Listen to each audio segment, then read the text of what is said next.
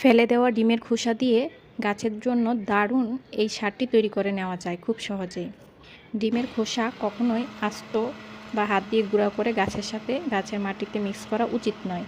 ডিমের খোসাগুলোকে প্রথমে ভালোভাবে ধুয়ে রোদে একটু শুকিয়ে নেবেন, তারপর ব্লেন্ডারে বা পাটায় পিষে ভালোভাবে গুঁড়া করে নেবেন।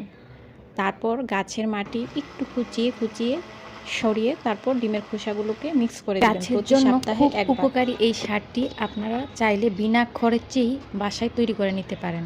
এতে রয়েছে প্রচুর পরিমাণে ক্যালসিয়াম, যা গাছের ফুল ফল ঝরা রোধ করতে সাহায্য করে। তাছাড়াও এটা হলো এক প্রকারের জৈব সার, যা মাটির উর্বরতা বৃদ্ধিতেও সাহায্য করে, গাছকে সতেজ ও সবুজ রাখতে সাহায্য করে। চাইলে সপ্তাহে একদিন গাছের মাটির সঙ্গে এই সারটি মিক্স করে দিতে পারেন। হাড় গুঁড়ার বিকল্প সার হিসেবেও ডিমের খোসা গুঁড়াকে ব্যবহার করা হয়। এখন থেকে আর ডিমের খোসা ফেলে না দিয়ে গাছের জন্য জমিয়ে রাখুন।